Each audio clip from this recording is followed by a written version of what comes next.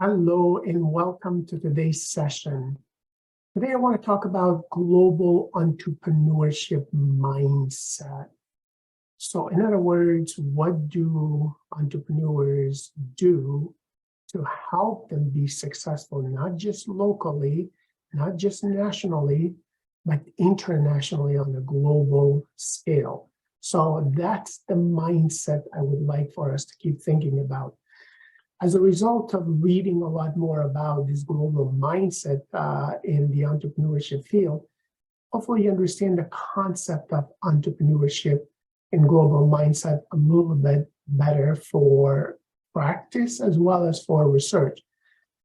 You will see the structural similarities which enable local and global entrepreneurs to make creative mental leaps.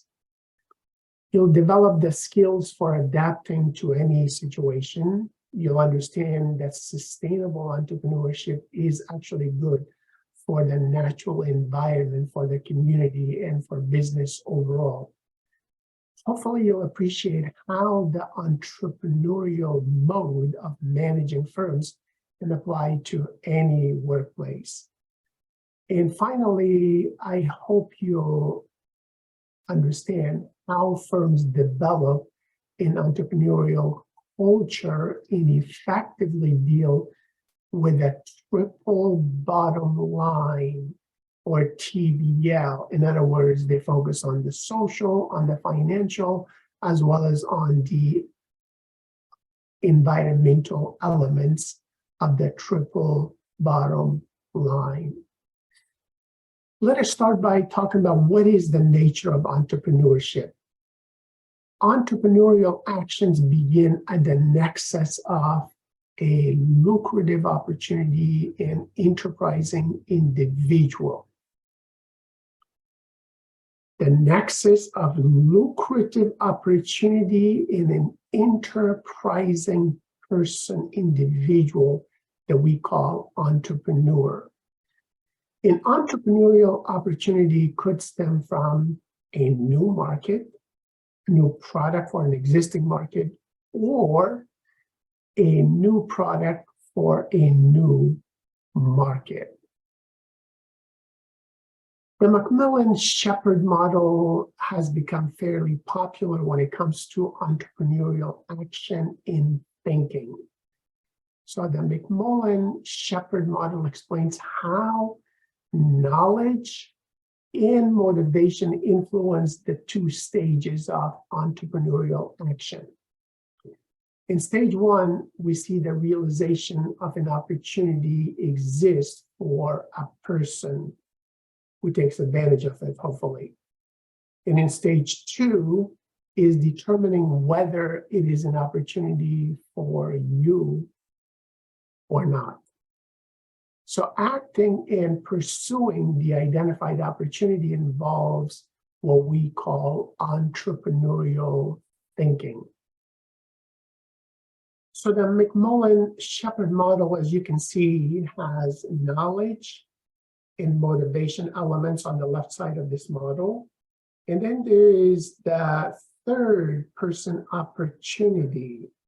So your prior knowledge as well as your personal strategy leads to the possibility of a person taking advantage of this opportunity at the attention stage. This is where we have radical uncertainty and sometimes ignorances because we don't have all the experience and we have not been through this in prior dealings. All of this leads to the second stage, which is the evaluation stage or action-specific level of uncertainty. So here we have the feasibility assessment as well as the desirability assessment, which ultimately leads to an entrepreneur taking action. So this is where the first person opportunity is hopefully realized according to McMullen-Shepherd model. So how do entrepreneurs actually think? Entrepreneurs sometimes make decisions in very uncertain environments, either at the society level or at the organizational level or at the individual level when they're trying to take advantage of an opportunity.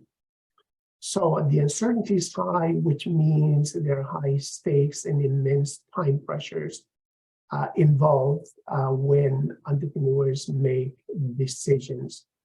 So they need to think structurally. They need to engage in what we call a bricolage, and they need to effectuate and cognitively adapt. Forming opportunity beliefs often require creative mental leaps, and sometimes giant mental leaps launched from the entrepreneur's existing level of knowledge. Sometimes there are superficial similarities and structural similarities between the source, in other words, the market, as well as the destination or the technology that's being used, which help the entrepreneur make these creative mental leaps. The challenge usually lies in making creative mental leaps based on structural similarities when the technology actually matches what the market needs at a given time. The concept of bricolage refers to taking existing resources and experimenting, tinkering, repackaging, and or reframing them to be used in a way that they were not originally designed for or conceived. So entrepreneurs often lack resources. They sometimes seek resources from other people to provide the slack necessary to experiment and to generate entrepreneurial opportunities or to engage in bricolage. So from this process of making do with the resources you have and the resources you can access, entrepreneurs can create opportunities. Effectuation is usually referred to the causal process, which involves thinking of a desired outcome and then coming up with a plan to actually achieve that outcome within a specified time period. The effectuation process looks at what a person actually has and then selecting from several possible alternatives or outcomes. It allows entrepreneurs to think in a very uncertain environment. So most managers do need to take an entrepreneurial mindset in order to develop their people, in order to create new opportunities, in order for their teammates and employees to be creative, to be innovative. So to develop this entrepreneurial mindset, you need to attempt to make sense of existing opportunities that are available. You need to constantly question the dominant logic of why people are doing what they do. And third, they need to revisit their assumptions and biases in terms of how they think about what is true about specific markets and firms at any given time. Managers and entrepreneurs need cognitive adaptability. To be good at effectuation, you as a manager, as an entrepreneur, have cognitive adaptability. This is the extent to which entrepreneurs are dynamic, flexible, self-regulating, and also engage in sensing and acting on changes in their environments. It is reflected in the entrepreneur's ability to reflect upon, to understand, and to control their thinking and learning about the opportunities and what they actually lack in order to take advantage of those opportunities. You can learn to be more cognitive by asking questions in several areas, such as comprehension type of questions, connection of tasks, strategic elements of the task, and reflection tasks. People who are able to increase their cognitive adaptability can quickly or more easily adapt to new situations. They can be more creative, and they can communicate their reasoning and their rationale for certain actions at any given time. Entrepreneurial actions is most often intentional or purposeful or strategic. When actions are feasible and desirable, there are stronger intentions to act at any given time. Entrepreneurial intentions can be explained in the same way. When you have the desire and the feasibility, you're likely to have stronger intention to act.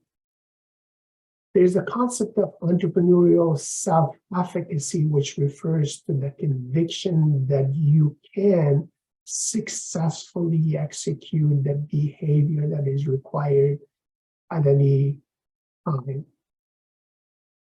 Perceived desirability refers to a person's attitude toward entrepreneurial action. In other words, it is the degree to which the entrepreneur has a favorable or unfavorable evaluation of the potential entrepreneurial outcome. Entrepreneurial's background and characteristics such as education, age, work history do make a difference. For example, a broad knowledge allows for the discovery of potential opportunities and assists you in becoming more adaptable. So good education provides transferable knowledge, skills, and problem-solving abilities which can become helpful in your entrepreneurial endeavors. Age of the entrepreneur reflects the person's level of experience to make decisions at a given moment in terms of which way to go, when to take advantage of a specific opportunity. Most entrepreneurs are between the ages of maybe 22, 23, 24 years of age, all the way up to about mid-40s when starting their careers as entrepreneurs. Your work history plays a role in the growth and success of initiating new ventures. Experience, for example, in financing, in product management, in manufacturing, inventory management, distribution, marketing are all very important in taking advantage of specific opportunities that become available for any entrepreneur. Entrepreneurs need role models. They need support systems. A role model is a very important factor which influences an entrepreneur's career path. Role models can be relatives. It can be successful community leaders who have done business in the past or current entrepreneurs. Role models can serve as mentors before, during, and after you launch your adventure in entrepreneurial activities. As your contacts expand, they form a network with density and centrality. So as an entrepreneur, you should establish a moral support network of family and friends that are always there for you to bounce ideas off or to reach out when you need some guidance. As an entrepreneur, you also need advice and counsel obtained from members of the professional support network, people whose fields are entrepreneurship or the business venture that you are involved in. So they can be mentors, they can be business associates, they can be suppliers, they can be experts in trade associations, and they can be members of various conferences or networks of affiliation in the industry. Entrepreneurial activity is embedded in networks of interpersonal relationships. These networks offer access to resources. They offer assistance in discovering and exploiting new opportunities. The opportunities to exchange goods and services with other people in your network, and perceived feasibility, which strengthens entrepreneurial intentions to take action and actually bring the outcomes to a successful conclusion. When we talk about entrepreneurship, my frame of reference is usually about sustainable entrepreneurship. So entrepreneurial actions can both sustain and develop. Sustainable entrepreneurship is focused on preserving nature, supporting life in community in the pursuit of opportunities to bring future products and services into existence for mutually beneficial gains for you and all yet relevant stakeholders. Those with greater knowledge of the natural environment are actually more likely to notice changes in the environment that form opportunities. Entrepreneurs can generate economic wealth by themselves, but their impact on development can be far greater. They can generate economic, environmental, and social gains for others, which can include job opportunities or even revenues for the government. Environmental gains could include reduction of the air pollution, increased drinking water quality, and other improved living conditions at a given time. Social gains can include improved child survival rates of the local community, longer life expectancy, superior education, equal opportunity for men, women, and disadvantaged groups, and so on. So that triple bottom line impact can be there, but you need to focus on generating economic wealth in an ethically and socially responsible manner in every community that you work in.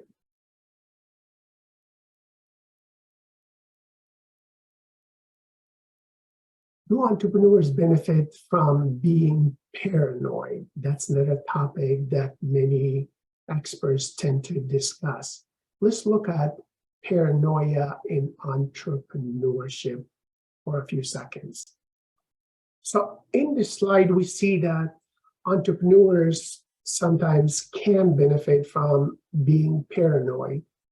Some people believe that paranoia is a psychological condition which causes dysfunction, which is obviously true, because if you're paranoid all the time and your attitude is negative every single day, and things will not work for you if you maintain that negativity in all of your actions.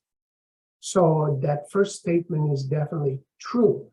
But at least in terms of business, Andrew Grove, who's the president and CEO of Intel Corporation, believes that only the paranoid survive. By placing yourself in a state of paranoia, you become highly concerned about and sensitive to threats to your company, and you're motivated to take action to alleviate or eliminate some of those threats that you do experience. So there are some principles of acting paranoia. Underlying paranoia is a recognition that others want to achieve success, and they're willing to take it away from you as well. They're watching your business and how you respond to changes in the competitive environment. Therefore, Grove worries about product defects, releasing products too early, factories not performing efficiently, having too much or even too little capacity, and so on. The principles of paranoia are the following. Paranoia means not resting on your laurels. This means that even given your past successes, there are still threats out there. You must be vigilant to notice and then respond to those threats.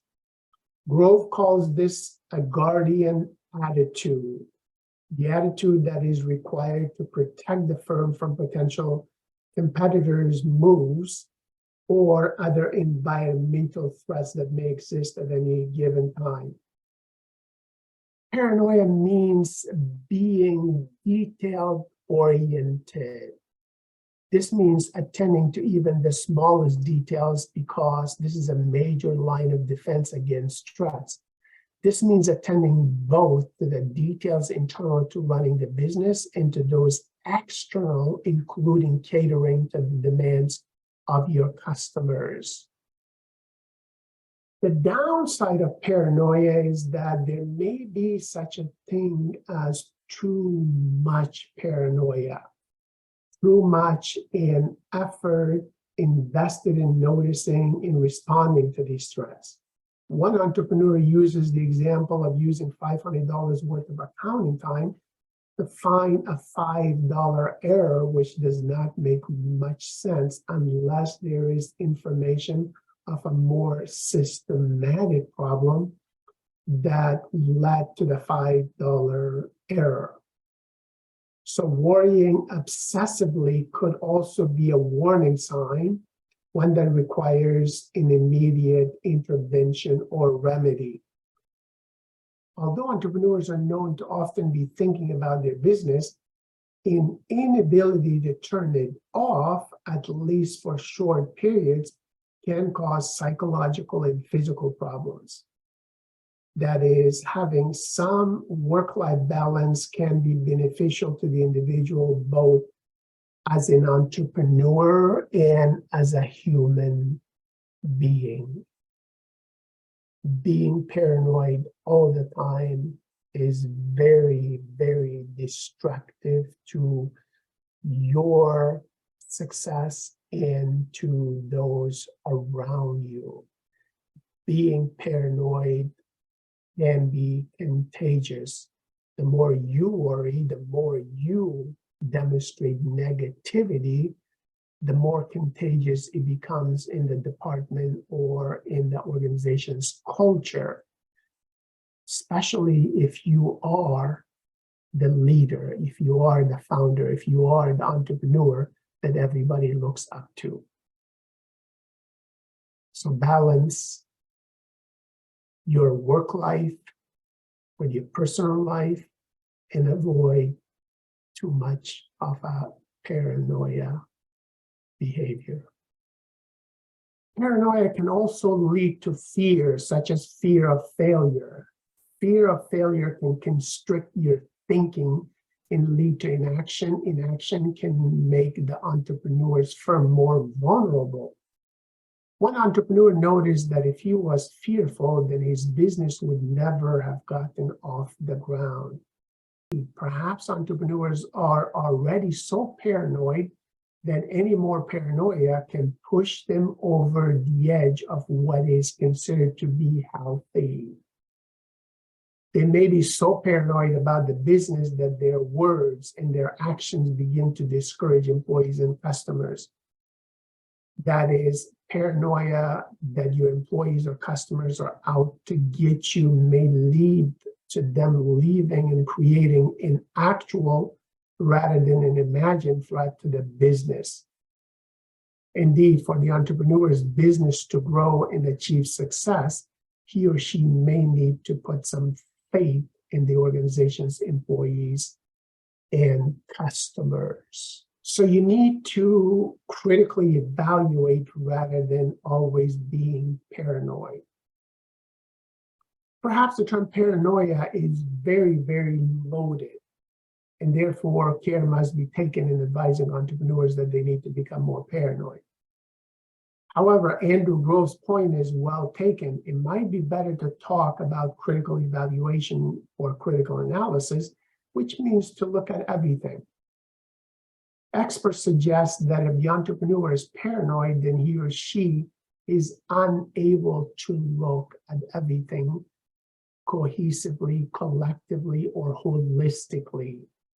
That is, the entrepreneur may be particularly good at noticing threats, but miss opportunities. But is it really possible to see and evaluate everything? Of course not. Sometimes we have to make decisions based on available information. And that type of decision making is called satisficing. So whatever it is called, the point is that entrepreneurs are likely to keep worrying about their business, keep trying to attend to both threats and opportunities, and think constantly about how to enable their businesses to succeed. So think about what advice you have for an entrepreneur. If your friend tells you I worry about my business, does that mean I'm paranoid? What are the benefits of paranoia and what are the costs associated with it? How do I know I have the right level of paranoia to effectively run the business and not put myself in the hospital with a stomach ulcer or other worse illnesses? Won't forcing myself to be more paranoid take the fun out of being an entrepreneur? So these are some research questions to think about and what might be a healthy level of paranoia or critical evaluation of your business without making yourself sick. But entrepreneurs do need to evaluate everything all the time and make the best decision of moving forward based on their analysis and evaluation. Of course, as an entrepreneur, always think globally. So we need to have a global mindset at any time because entrepreneurs from far, far away can be a threat to you locally. So that's what we mean by a global mindset. Your competitors are not necessarily always those in your neighborhood, those in your city, or those in your country. Your competitors can be people from far, far continents coming to you, competing with you locally or through e-commerce. So I would like for you to aim to be an ethical global entrepreneur, make socially responsible decisions based on the available inputs and variables. But you must have the intention to always do what is right. Remember the triple bottom line. Consider the financial, the social, and the environmental impact of your decisions on all relevant stakeholders. Good luck being a global entrepreneur as well as a global entrepreneurial researcher. You can do it.